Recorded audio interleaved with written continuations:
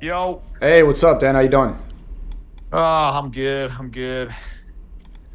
What's going on? Dog, is that dog better than a Muslim? No, dude. No, no, no, no. That's not a dog. That's a fucking vicious cat. Oh, good. Um, Dude, can you believe that fucking guy, bro? He's so ridiculous. They actually pressed him on it pretty good, though. I don't know if you saw Yeah, yeah. the I was just TMZ watching thing. it now. I was surprised. I said right before I was proven wrong. I'm like, they're not going to press him, and it seemed like they actually did.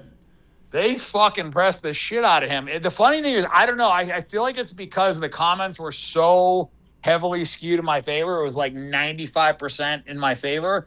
I think that they kind of didn't have. I feel like if they wanted to get me back on, and they probably made a bunch of money from my interview because it got millions of views, they probably felt like, okay, we better press this other fucking guy.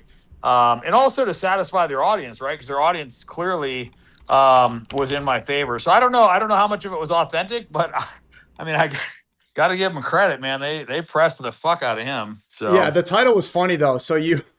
They said Dan drops the N word on TMZ, and it's like so clearly saying it in context that you're like, can we just be adults? Could we say a word without it being a slur?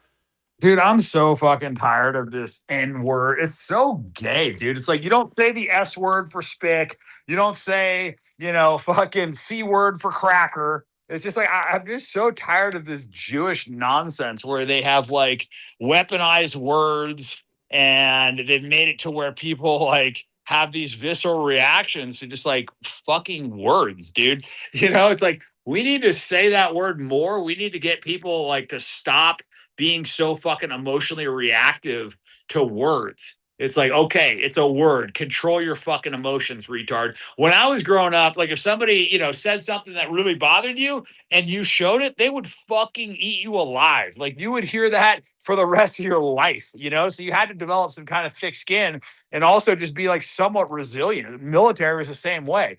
And so I just feel like we've gotten so soft as a society, and this a big part of it too is like this Jewish cancel culture where they have like really intentionally do a victim category and try to like spin this narrative, not because they give a shit about blacks, but just to like also create a space for themselves too as victims, to where it's like if there's any black crime, it's like all of a sudden it's because of racism, and if anything happens to a Jew, it's because of anti-Semitism. But then if a white person gets killed and the guy's like, fuck that white girl, it's fine, and we just won't even prosecute him, we'll just let him out because he's not even smart enough to fucking stand trial, they say, right? So it's the double standard. It's the weaponization of victim categories. It's just, dude, it's just such fucking nonsense, bro. And it's so obvious once you see it. And I think people are just getting tired of it. So I think you've marked a shift where that cancel culture just has no strength anymore. It used to be so easy to label everybody Nazi, anti-Semite, the same. I just did New York Post and they did the same thing. They said, "Oh, you said Hitler had aura." I'm like, "Yes, so what? He did." He dressed in these clothes like, "Oh, do you like the swastika?" I'm like, "Yeah, it's an aesthetically pleasing logo. You want me to like clutch my pearls over and over again? There's a war going on. We had enough of yeah. this." And so I think that's why your movement and you're running for Congress will be successful. People had enough and are starting to see through these lies of cancel culture. Hold on, I'm going to turn on my notifications on silent here. Sorry. Let's see. Okay. There we go. Yeah, I mean, people are tired of it, dude. It's just the same thing over and over and over again. Anti-Semitism, the fucking canard, blood libel. It's just shut the fuck up, dude. Holocaust, Hitler, it's just Nazi. It's just like, dude, shut up.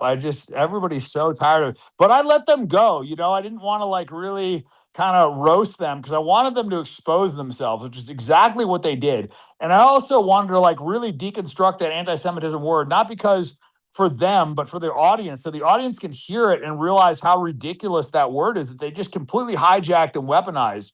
That word should be talking about the Palestinians. Right. That word should be referring to the Arabs.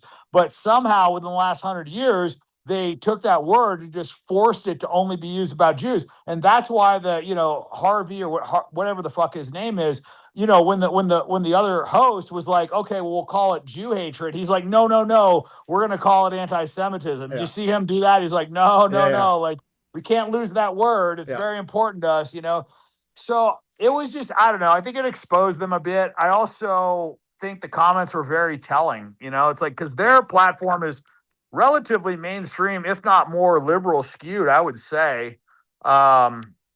And so, yeah, I mean, to your point, it's like, what are we going to get mad about a word when, you know, we've got pedophiles literally fucking children, and like we're paying for bombs to blow up children's schools?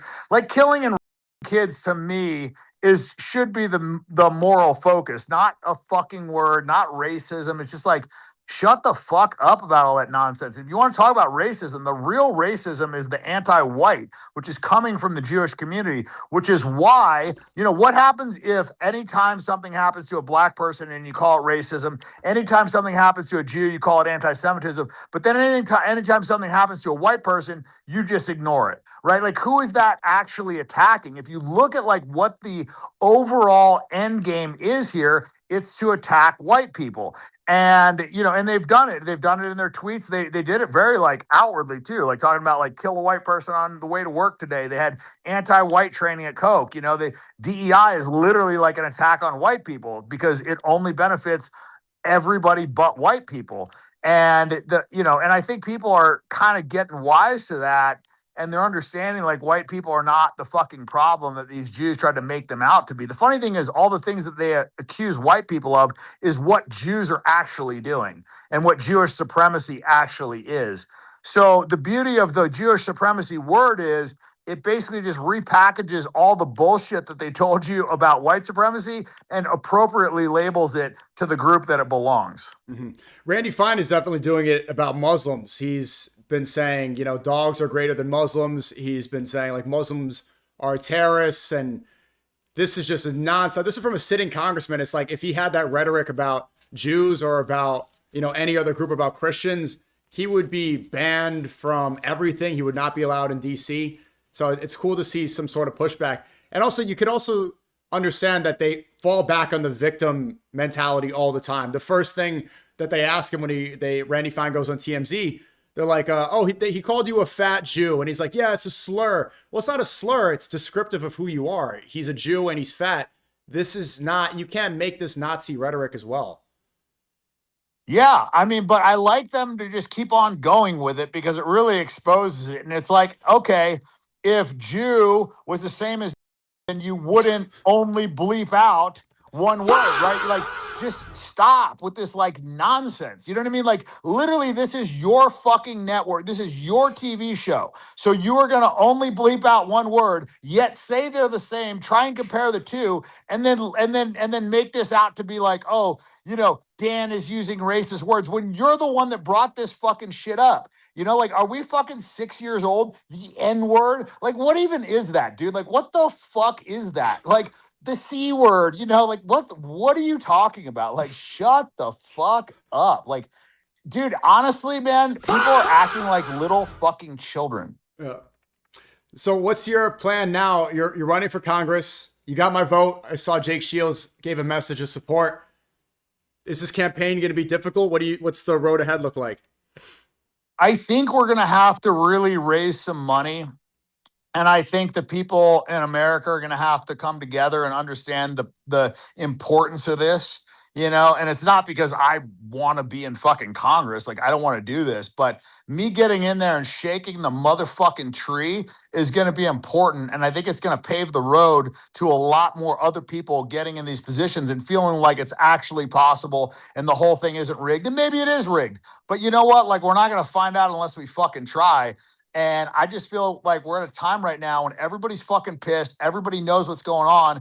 Nobody's doing anything about it, and nobody knows what to do. So, you know, I feel like, you know, I got no choice. It's like, you know, I would kick myself if I didn't do it. If I did it and didn't make it, well, okay, you know, I tried. Like, you know, what the fuck? I'm not going to regret that. Like, I don't regret all the failures that I've had in my life, and I've had a lot. I regret all the things that I didn't try. So I'm just not making that mistake going forward. Like, if I'm going to do something, if I want to do something, if there's an opportunity, like, fuck it, you know, we're going to send it and see what happens. So here we are. I think the campaign is already a good idea. It doesn't matter if you win or not. I mean, obviously it does, and we're supporting you, but just that somebody like you is getting in there with the mentality that you have, okay, we've had enough. Everybody's starting to wake up. Something needs to be done. Because we're really just sitting around here. What was crazy is seeing that the country was lit on fire for George Floyd, and then the Epstein files are not released, and everyone just sits around with their dicks in their hands. Nobody's doing anything. We all know this is happening, but we continue going through life as if things are normal without any sort of radical change. So this being the first step, okay, you know what? We had enough. This is clearly a problem. Somebody needs to do something. This is a step in the right direction, and I fully support that. It's gonna be a hard road, and they're gonna keep on attacking you. But I think you're definitely 1-0 right now against TMZ. What else is coming up in this campaign? Well, George Galloway reached out. He wants to do a show, which I think will be good. I talked to Candace. She said she's, really focused on the Charlie thing, but she wants to do it. I think that would be good. I would like to get on Tucker and kind of, look him in the eye and see what he's all about. I feel like, he seems like he's doing a lot of good. Yes. I think he's got probably like a little bit of mainstream media still in him where he's probably scared to, talk about certain subjects, but you can see he feels passionately about it. I mean, he dismantled Ted Cruz. I thought that was great. Yeah. I actually didn't think his Huckabee was as good because I just don't like the gotcha stuff. I feel like it's a little unnecessary and it almost takes away a little bit of his credibility as opposed to, just talking about the stuff, like the facts. And I think with Israel and the support of Israel, there's so much unequivocal factual context that you can focus on that there's just not any need for, kind of like cheap tricks or gotchas. So, but anyways, I'm not trying, I'm not trying to nitpick the guy. He's been doing a fucking great job. Obviously, you do a ton of fucking interviews. You're not going to nail everyone perfectly. But I think what he's done for the movement has been insanely impressive. And to see, Trump come out and attack him and attack Massey, it just further solidifies what a shitbag Trump is. I mean, I think anybody that has a reasonable IQ should be able to see it now. I mean, just how many lies he's told about the Iran war alone should tell you, like this is not, I mean, I don't know. Like that's a big thing too, is like, I don't know why it's so socially acceptable to be lied to by the government. Like the government should literally never lie to you. And that's why I go to the fucking news from Iran is because like, they're just always shooting you straight. Like everything that they say gets backed up by what happens. Trump, on the other hand, is like, oh, total air superiority. They can't touch us. Meanwhile, they shoot down 3 fucking planes 2 hours later. It's like everything he said is a joke. Oh, they're out of missiles. And then we watch on live TV, like fucking Israel getting shelled for the last like 30 something days. You know what I mean? Like it's just all bullshit. And so to me, I think that's another piece that, I talked to Owen about that today is like, we should pass laws where if you come into office promising things like new wars, whatever it is, if you go back on that, if you lie, if you are not upholding the things that you promise when you get into office, I think you should be impeached. And I think there should be, some serious repercussions. Like I think you should get sued for that. Because I mean, how is that not fraud? How is that not operating in bad faith? If I tell you, hey, if you elect me, I'm going to cut taxes, I get into office and then I raise taxes. Like, how is that not fucking fraud? How is that not operating under false pretenses? Like, it's just total fucking bullshit. And they get away with it. They get away with it all the time. And I just think that we need to bring some accountability to this fucking government. Yeah, I mean, look at the insider trading. You could see the pardons he's given to people. He's given pardons to all these rabbis and Jewish Zionists. Every speech he's doing, people are rigging the market and, betting on prediction markets like Kalshi. George Galloway's great. I just did an interview with him recently, and he's had a similar trajectory. So he's like an outsider guy who has made a real difference in UK Parliament over the years. And what I like is that he believes in God. It seems like he doesn't really fall into a specific religious category, but he's also not afraid of being called a socialist, right? He says he's a socialist. And people think that being a leftist means that you have to subscribe to all this transgender nonsense and everything. He rejects that all, and he understands it's bad. But he also has the Workers' Party and understands that the wealth gap is getting wider and wider every year. And this is something that needs to be addressed. It's probably why Mamdani was so successful in New York. So I don't think a lot of people on the right are afraid. They're afraid to embrace that because they don't want to get labeled a communist. But somebody's going to need to address that because people in Gen Z, the average debt for us is $94,000. And 10% of us are going to be able to own a home or get married by the time we're 30 years old.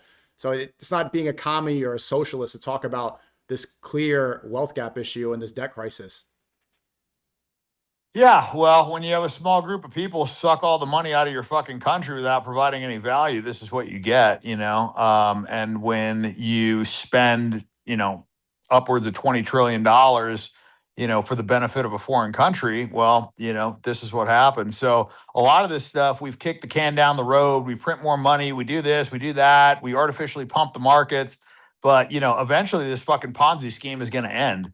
And I just don't understand how a government could not have laws and restrictions and things put in place to stop the debt from getting to 40 trillion fucking dollars. Like, how can we not balance a checkbook? Like, the whole thing is just crazy to me. I would completely dismantle the IRS, a total fucking waste of time. Sure. Like, if you're going to print dollars, just print more dollars. And then it literally takes from every single person proportionately, right? Because if you devalue currency at 1%, everybody pays that equal amount of tax. So if I have, $10 billion, I'm going to pay, a lot more than some guy that has fucking $5, right? So you're going to take the same amount from everybody. It's just the people that have more money are going to pay more. So and then there's nobody cheating. You don't have this massive bloated agency that basically goes after people and gives them a complete negative free roll. Because if I audit you and you're doing everything perfectly, and I waste $1 million in legal fees, all your fucking time,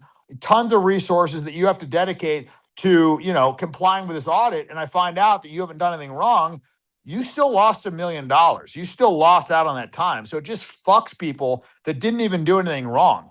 And it's just a totally unnecessary thing. It's like, if you don't fucking have everybody have to pay taxes and file all this shit, and you just take from them by printing dollars, you accomplish the same thing. So if you're going to print dollars, why not just print more and stop the entire IRS? Because the IRS is really like, the way the tax system is set up now is like all the super rich people just cheat their way out of taxes. Like Trump admitted it. He hasn't paid any fucking taxes. He turned to Hillary Clinton and said, yeah, but your donors haven't paid any fucking taxes either, So the richest people are literally paying nothing because they're structuring it in such a way that they're not, liable. And then what happens? The average guy gets fucked because he doesn't fill out the form right. Nobody even teaches you how to fill the form out right. So then you have to pay all these fucking, tax accountants and this and that. It's just such a waste of time.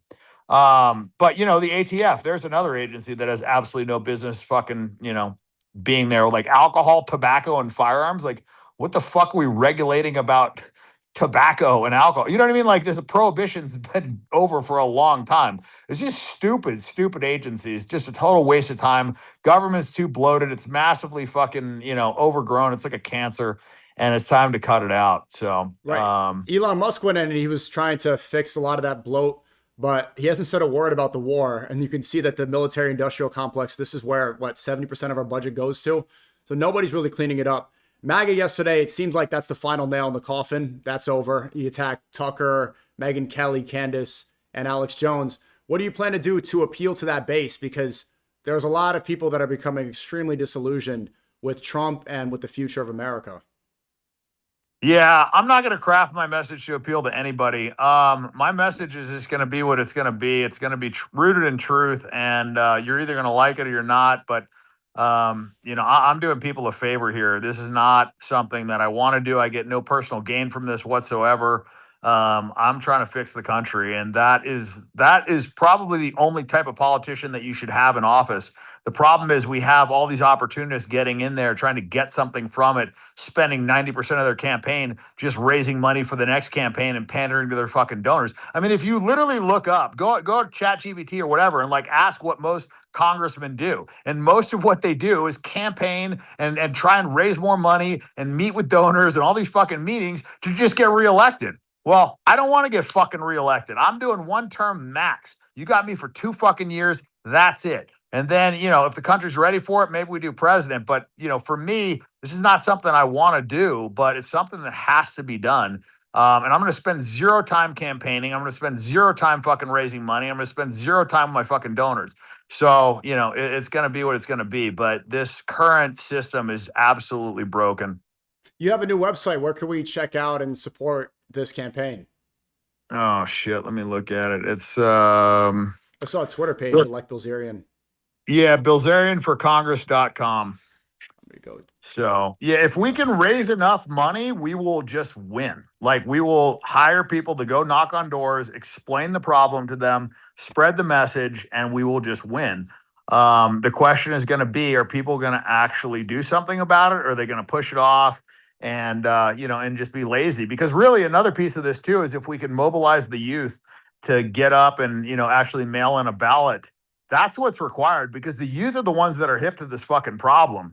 It's but the old boomers are the ones that are voting. Yeah. So if we actually want to enact change, we have to get the people that are young and that care about this. And finally, for the first time, in my lifetime, there's been an issue that I think matters enough to where people will get up off their ass and go vote because they really fucking care. And so, hopefully we can have a good turnout and we can get some people. And it doesn't take a lot, if everybody just, donates 10, 20 bucks, whatever, like, it adds up. And if the masses do that, like, I mean, especially the Muslims, man, because he is like super fucking anti-Muslim, and I think one of the problems is that what these Jews do is they open the borders and they let in a bunch of Muslims from war-torn countries. And then they say, oh, here, look, it's the Muslims causing the problems. But it doesn't really matter if they're Muslim or Christian. A lot of this is like, they come from Africa. So if they're Ethiopian or Somalian, one of them is going to be all Muslim, one of them is going to be all Christian, but the crime is going to be the exact same. And it's not a religious problem. The problem is you have military age men that are coming from countries that we've fucking paid for them to get bombed. Their family members have been killed by our fucking tax dollars. So they probably don't have a lot of allegiance to our fucking nation. And then on top of it, you allow them to run around and just rape women with no consequences. Well, you're going to have problems. And that's what you fucking got in the UK, and they're more worried about arresting people for fucking anti-Semitic Facebook posts than they are about girls getting fucking gang raped. Anyways, I got to run, brother, but Thanks it was a lot, good Dan. talking to my man. Appreciate it, man. Best of luck. Dan Bilzerian Yeah, for have Congress. a good one, Bye. pal. All right, see you. Dan Bilzerian. He's a no-nonsense guy.